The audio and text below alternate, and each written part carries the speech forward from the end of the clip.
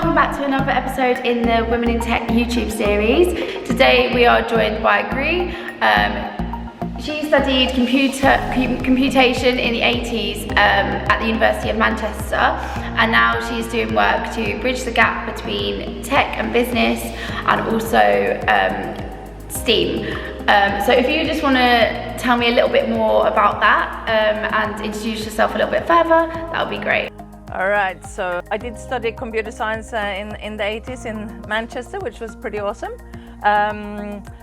In those days, there was about 15% girls in my year doing computer science, and the reason I did it was that I wanted to prove that women can do what men can do as well.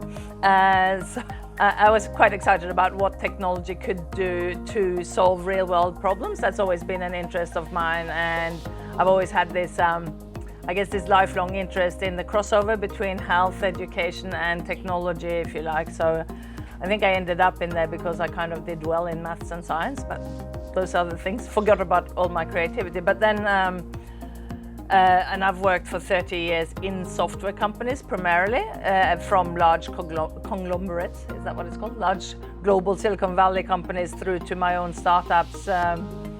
Some more successful than others, but that's the way it goes. And just this year, excellent timing, I started a social enterprise called Steam Engine Global to try to bridge the gap actually between education and the career or workplaces.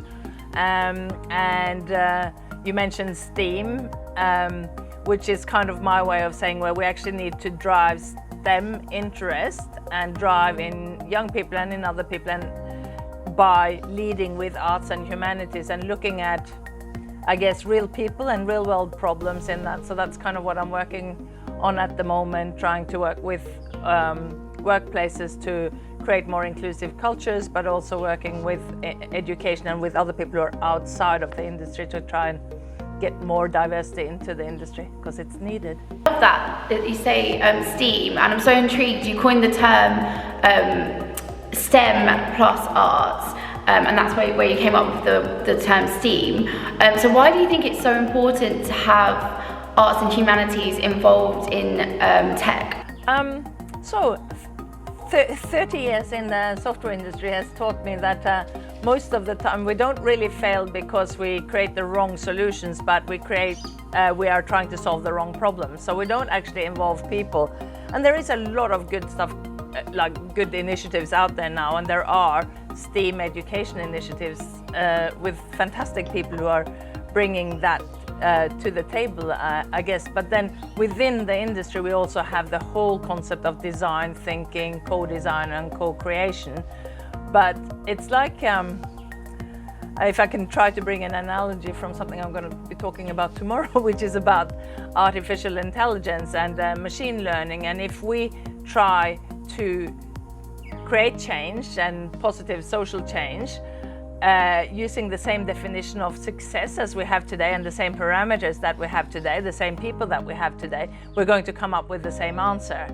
So I think we need to bring other people into the industry, and a lot of people feel alienated. I know a lot of women who've taken parental leave or who come from other industries, they kind of feel like they don't have the skills that they need to get into the software or the tech industry, if I can use that as a broader term for it. So it's the same in any engineering field as well. So just and I've got a small sort of off-the-shelf series called the Steampunk Adventures, and it's playful, using time and technology and props in novel and I guess original ways to try to awaken that interest in STEM, which is extremely important in today's world and reality specifically, and we've seen that through COVID now as well. Yeah, definitely. I'm definitely going to check out that series as well.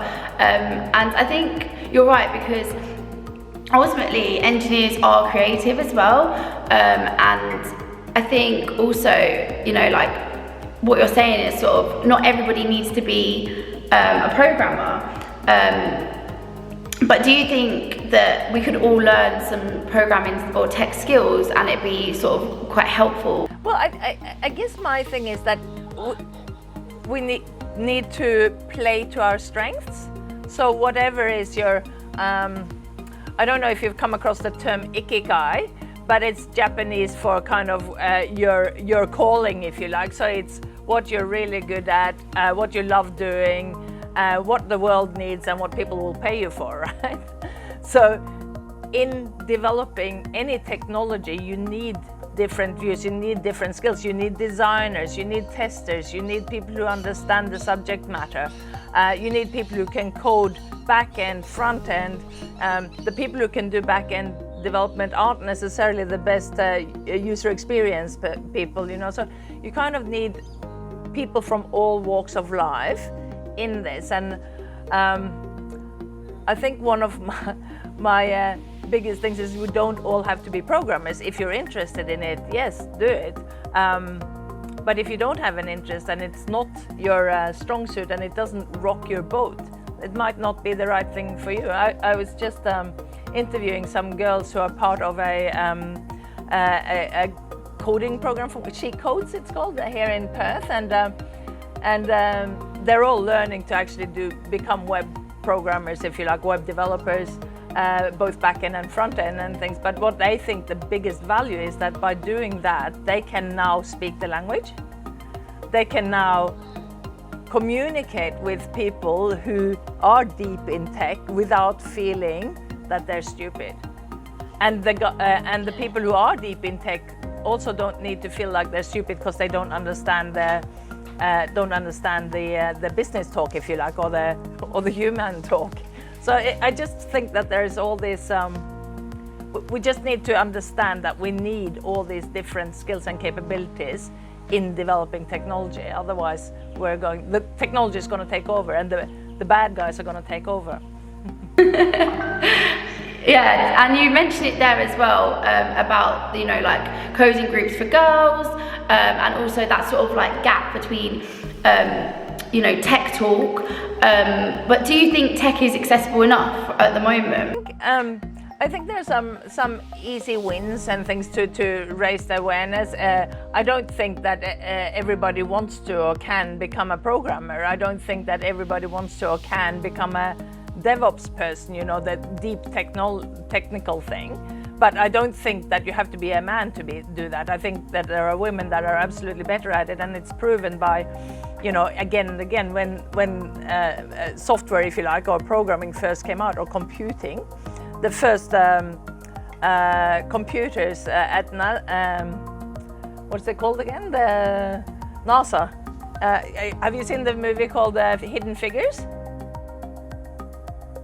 It's no. So it's a movie about the first computers, and they were actually women of color that worked for NASA, and they helped they were instrumental in putting the first man into space. So and the first ever recognized programmer was actually Ada Lovelace, who worked with Charles Babbage back in the mid 1800s, right? So it's not a gender thing. Is it accessible? Tech is accessible in that we all use it, right? But do we understand it? You know, there's the talk about digital natives, which is probably your generation, not mine. But some people that I know would call the people who use technology without really understanding how it's built, or what the building blocks are, what the Lego is. They would call digital natives, so-called digital natives, more digital addicts, right? So they kind of differentiate between that because they have to have the technology. They always have their phone. They're always. I mean, I'm kind of like a really old digital native because people always say, "Oh, will you stop asking Google for everything?" Right? Because I do. Oh, I don't know about that. Let me ask Google. You know, so I do think tech is accessible, and we use it all the time. We use it for everything, you know, but we don't always understand it, and there are different levels that you need to understand, right? I definitely think I'm probably a digital native as well, because I definitely don't understand half the tech that I use. So I wanted to talk a little bit about your TED Talk as well, which is Powering Our Future with AI and STEAM. And mainly because there are just two quotes that really stuck out for me. And that is, you cannot be what you cannot see, and also your like motto to be visible and be a role model. I think this is so important, mainly because I think the reason that maybe some people might not go into software engineering or something like that is because they feel like they can't, which ultimately comes down to not seeing people in that position. So could you maybe just tell me a little bit more about like the purpose of your TED Talk and exactly sort of what you wanted to drive like from that as like change? I think that technology and STEM and STEAM is for everybody, right? I think we all need to do it to understand it. I think that artists use it, dancers use technology, we all need to do it. So that's kind of my drive for it. But I do think that, so we've kind of changed. I'm quite heavily involved with a group called WITWA, Women in Tech WA. And so we've changed you can't see what you can't be to if you can see her, you can be her, because we're specifically talking about women. But I do think that being visible, talking about your experience, talking about the inequalities and the challenges that you experience as well, and being open about it and sharing that and understanding that sorry, I've just got a dog that's come by. I'm trying to ignore my dog.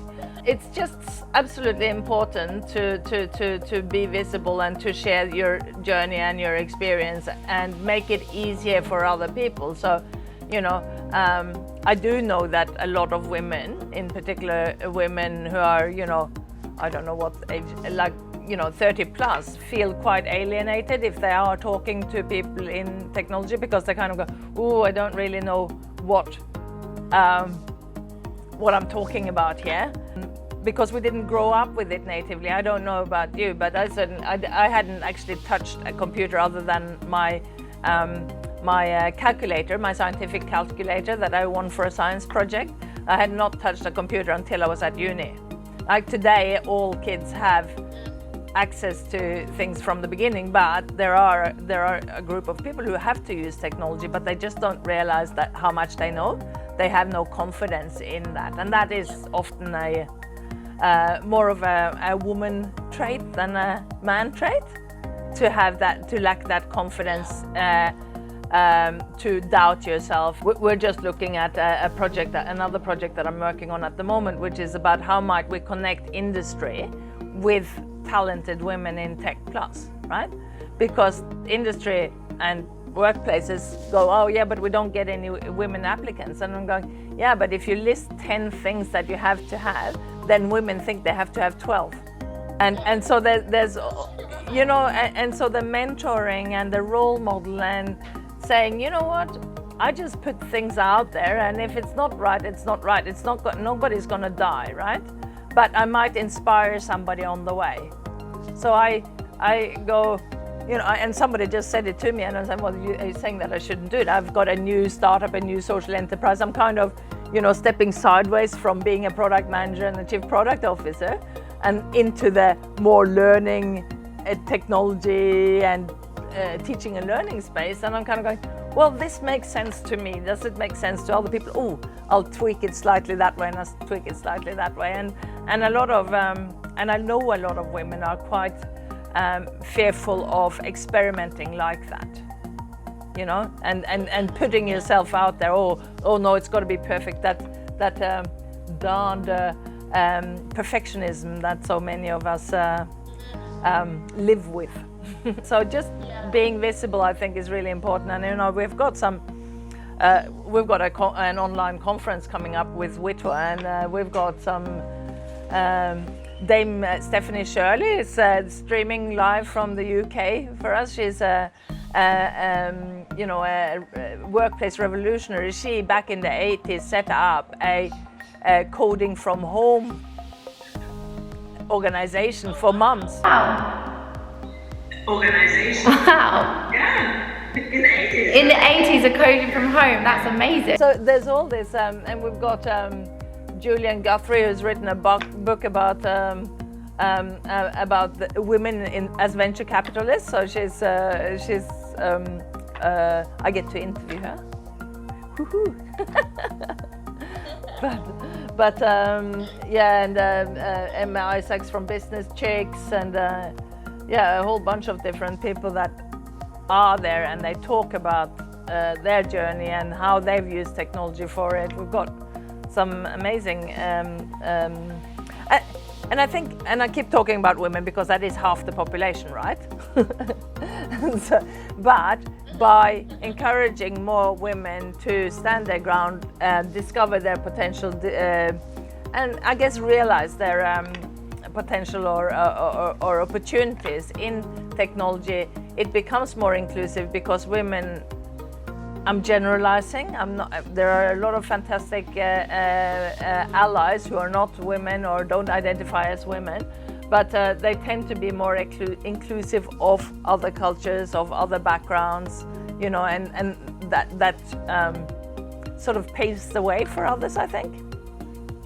Yeah, definitely. I think there's like a couple of things that you touched on there. I like that you say, you know, like about, you sort of mentioned imposter syndrome, that if a woman goes to apply for a job and there's 10 things, she feels like she has to have 12 or she has to have at least all of them, whereas maybe for a man, he might feel like, oh, I can go for it with this. And I think also, like you say, it's not just women, it is any sort of underrepresented groups when it comes to, because of being underrepresented in society, when they go to apply for something, they're not going to have that confidence because society ultimately hasn't given them that confidence. So that's kind of like where the issue lies. So you sort of mentioned that you think it's really important to share sort of any stories that women may have had with their inequalities or the way that what they've experienced in the past. Obviously, you've worked in like a massive variety of different tech companies, from startup to corporate. I'd be really interested to know if, like, what your experience has been like, maybe as you've sort of progressed, or just any like experiences that you might have had. So I think, yeah, and I, you know, I started out as a programmer, right? So I was right there in the middle of things, creating code, but it was a little bit different in those days because you kind of had to write everything from scratch in a way. But in the early stages of your career, I think this is probably the same in any industry, right? But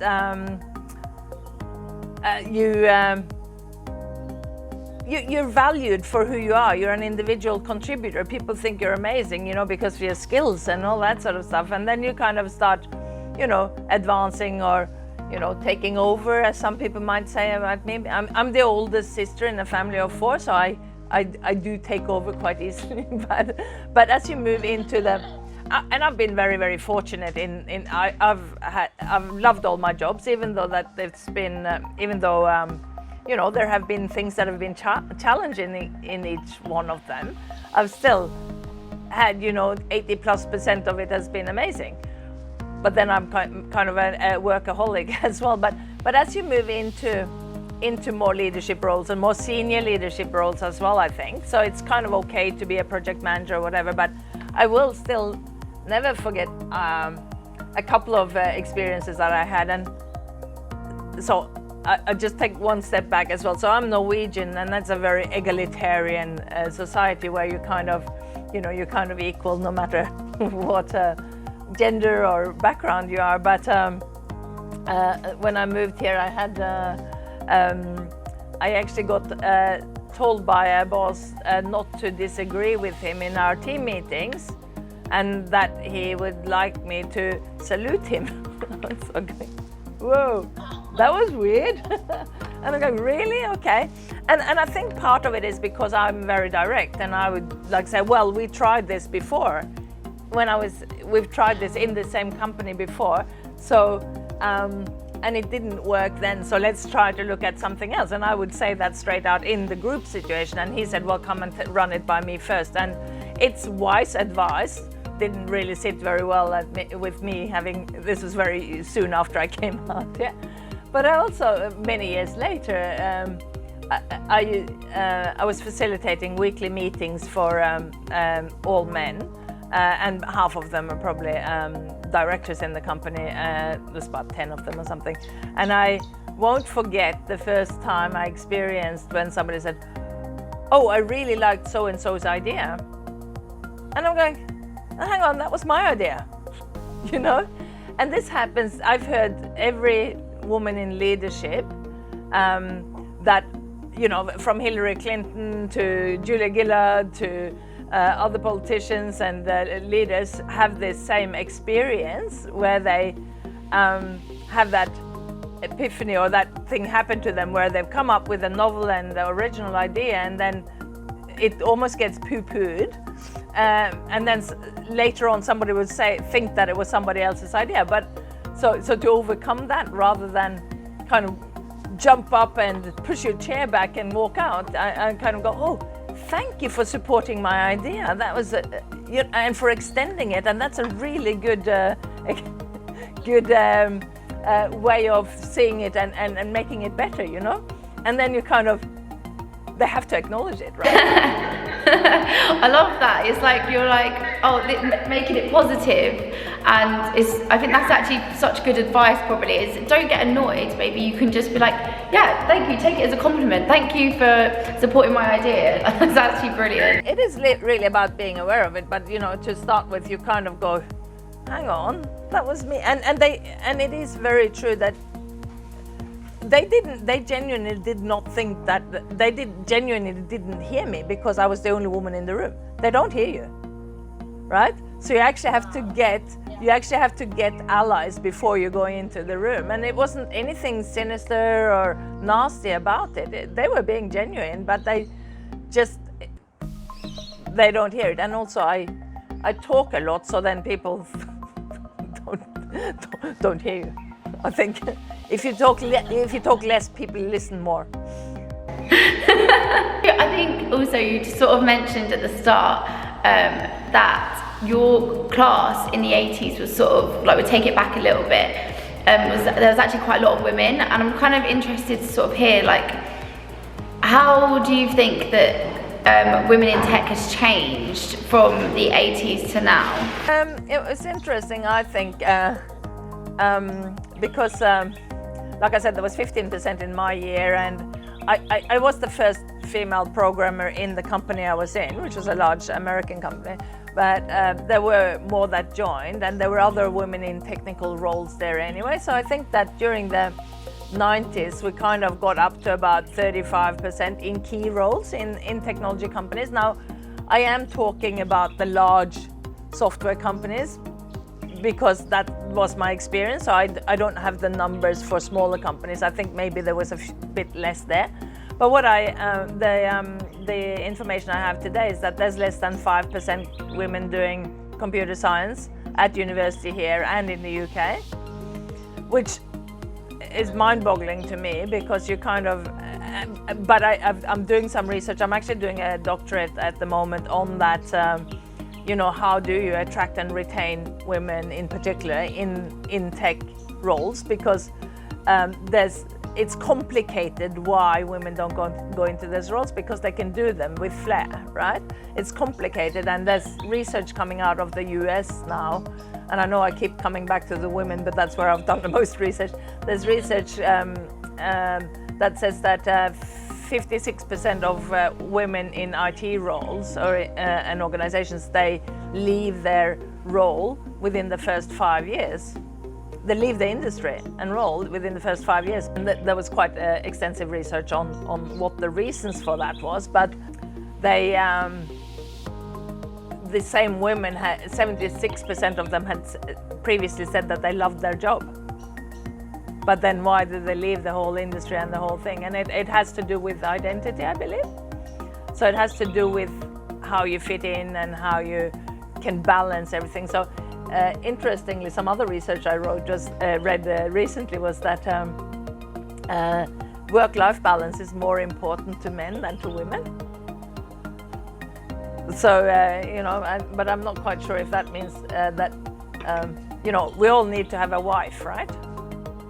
To look after the kids and the house and the animals and your health and all that. So I don't think my partner actually particularly wants to be called a wife. He's a good Northern English man, so. world has changed, and it is. We do have good attraction of younger.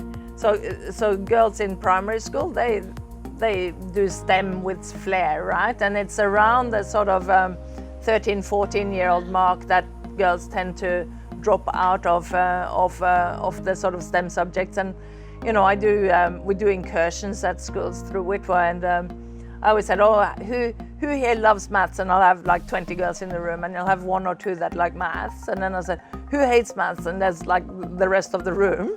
And I said, why do you hate it? And they'll say, oh, because I'm not very good at it, right? And I'm going, well, do you think that if you thought that you would be good at it, do you think you'd be better at it? And then go, okay, maybe, sort of thing. So it's very much a mindset, right? It's very much around how you identify and what you think you can do, I guess. Because you won't get a primary school student that says, oh, I'm not very good at it, right? Well, you sometimes do, but not to the same extent. I think part of the problem in engaging students of any background, specifically disadvantaged or underrepresented groups of students from primary through to secondary school, is really about how we teach, and it's not relevant, and that's where STEAM education comes into it. So it's integrated learning, so it's a combination of all the subjects in a project. So it's project-based learning and inquiry-based learning, which many teachers don't really know how to do yet. So that's kind of part of what I try to do as well. So it's about inspiring people to see what their place is through relevance, right, and agency, so that they have agency in their own learning by picking the projects and doing the research and that sort of stuff, but that it goes across all the subjects, not just, oh, we're doing science now, we're doing technology now, we're doing engineering now, maths, English, you know. So you have outcomes for all of them. That's really cool, and I think, like, if it was me, I think I definitely much prefer that sort of learning instead of it being like, okay, now we're going to do science. I think maybe, you know, finding solutions would be a little bit more interesting. Do you think that there was ever one thing that sort of made tech possible for you? Do you think there's something that you could pinpoint? I think it was just that I wanted to prove that women can do what men can do.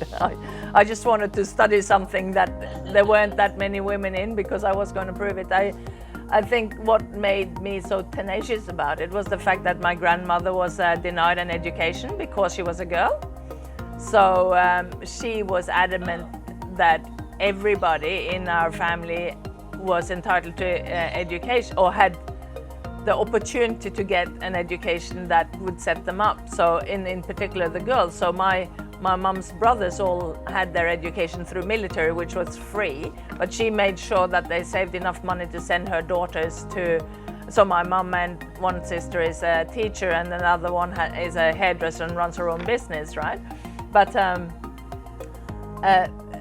it's always been that sort of thing in our minds, that we have to have an education, you know, that it's really important. And for me, it was really that I wanted to prove for my grandmother that we can do all the things that boys can do as well. So that was kind of what did it. I think also I lived in Africa for a couple of years as a teenager, and I was part of a science group, and we did this, and I think it was a project-based learning project. I mean, there was no internet and things like that, so we had to go to the library and find this, but we made from cardboard and alfoil and measuring out, we made a solar cooker, and then we showcased it at the annual fair, and we fried eggs and bacon at the annual fair, and then I won my scientific calculator, so it was pretty cool.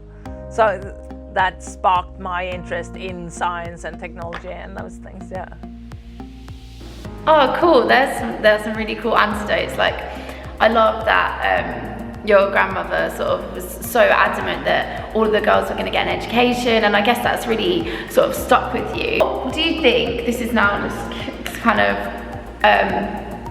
sort of look into the future, what do you think the future of tech could look like? And do you think that same sort of, how can that same sort of interest in tech be sparked today when tech is so commonplace in sort of everyone's homes? Yeah, let me look into my little glass bowl here. You know, tech evolves very, very quickly, right? So technology moves at the speed of light, and I think Ray Kurzweil from I think it's from Google here. He has predicted that we'll have singularity in 2021, which is when human intelligence and artificial intelligence are the same level, right?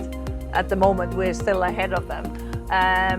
What I believe has to happen with tech, because there's going to be technological developments continuously, and everybody will, every job, every vocation, everything you do in life is in some way or other going to be influenced by tech. Even if you're out walking the dog, or if you're walking out bush, or whatever it is, there is likely to be some tech involved with that. So my wish, I should say, for the future of tech is really around the fact that we accept and understand that we need to have diversity of thinking, diversity of background, diversity of skills and mindsets in developing the tech of the future, if that makes sense. And that is how we then get a much more diverse and inclusive workforce that solves real world problems and in the end creates positive social change. Because the world's not a fair place, and we've seen that really that's been exasperated now with COVID, when we see that, like, even in a country like Australia, 30% of families, of low-income families, cannot afford internet or devices. So how are those kids going to keep up to speed? I mean, we're lucky we're not in lockdown here in Perth, you know, but it's much worse in other places. So the world is not fair, but we need to make it fairer. I didn't actually know that statistic, but I think, yeah, it's a really great point to end on, that, you know, diversity really needs to be pushed, and sort of the world isn't fair, but as much as we can try and help and bring equality, I think the better. I think I love everything that you're doing. So thank you so much for joining me today. It's been really lovely chatting to you.